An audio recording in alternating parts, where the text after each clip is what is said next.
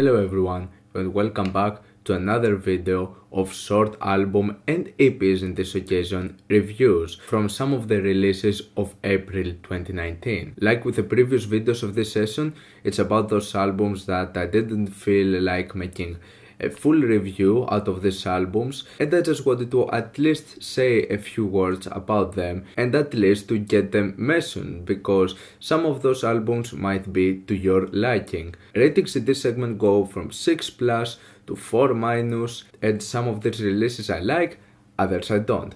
So without further ado, let's get into these albums. At first, it's about this new collab EP from Black Sun Empire and Nympho, who Nympho is a name I've actually never heard of before, but in regards to the sound of Black Sun Empire, this EP was nothing that special. In my opinion, they have done more and way better works in the past, and that was not one of the EPs that really impressed me. It was just a decent drum and bass release. So I'm going to give it just a 6 minus. It was just an okay, decent EP.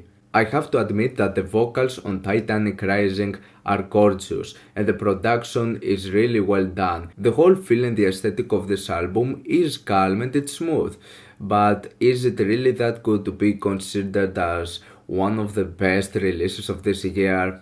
I don't think so. This release got a lot of hype, like a lot of hype, and even though I see why people are really pleased with this release, for me it's not something more than your standard baroque pop and art pop album. So with that being said, I'm just gonna give it a 6 out of 10. I think it's just an okay release. This new album from Pop really tries and manages to go into lots of different stylistic approaches and directions, but the whole result leaves an album that it's kind of questionable when it comes to some parts of the mixing or to the vocals on this thing, and for pop punk standards I don't think it's really that impressive, especially when it goes to this sort of more indie rock direction that I think it kind of hurts the album. And the songs get easily forgettable even though we're talking about a short album. But yeah, some good songs, but really not that impressed with this new pop album. So I'm going to give it just a 6 minus out of 10.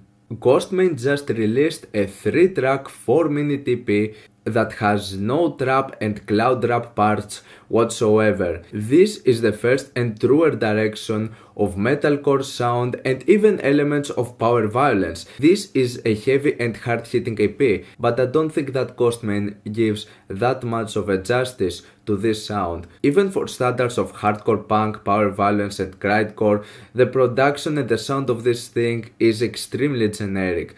There is nothing really that special to it. If it wasn't for that much of a popular artist, and if it wasn't for that 180 in regards of genre shifts, I think no one would talk about this EP and no one would actually care. Yeah, this was not something that impressive, it's just a 5 minus out of 10 for me. Anderson .Paak comes back with a solid neo-soul, contemporary R&B and funk album, but he's an artist that even though I do like his works, there is not one of them that would really impress me or grab my attention that much.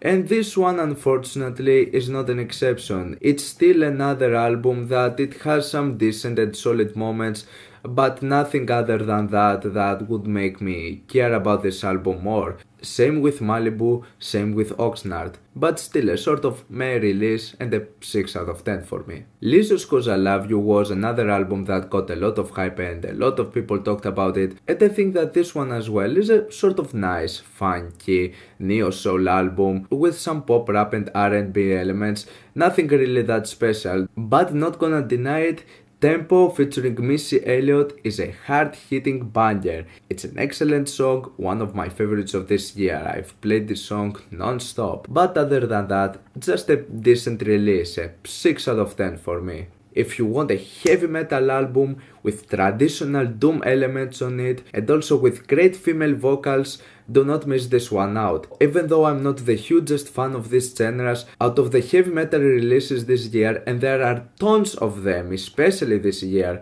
out of the ones I've heard, this is probably the best one I can recommend to you. It's a nice album to the genre with lengthy tracks, and it's a 6 plus out of 10 for me. It's a nice release. Probably one of the most disappointing hip-hop releases of this year for a lot of people. I haven't heard lots of stuff from Schoolboy Q, but this one definitely wasn't it. It was messy, didn't have hard-hitting bangers, the production was weak, some of the features and the pop rap elements were not that good, and it's a 5 minus out of 10 and really not that much of a good album. Never been a fan of King Gizzard and the Lizard Wizard, and this album, despite having the band for going for something a bit more different into the direction of boogie rock, this was still an album that did not impress me and I thought it was really forgettable. The production, the vocals on this thing are all over the place. Some of the songwriting and some of the progression, it's still good. I can't deny that they are talented musicians and they know how to write complex songs, but it was still such a boring album. Like, yeah, 5 minus out of 10 for me.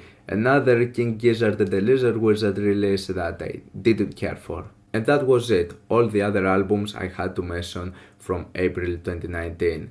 What's your opinion on these albums? Like them, dislike them, why? And what do you want me to review next time? Let me know down in the comments. Leave a like if you enjoyed the video, subscribe for more content like this.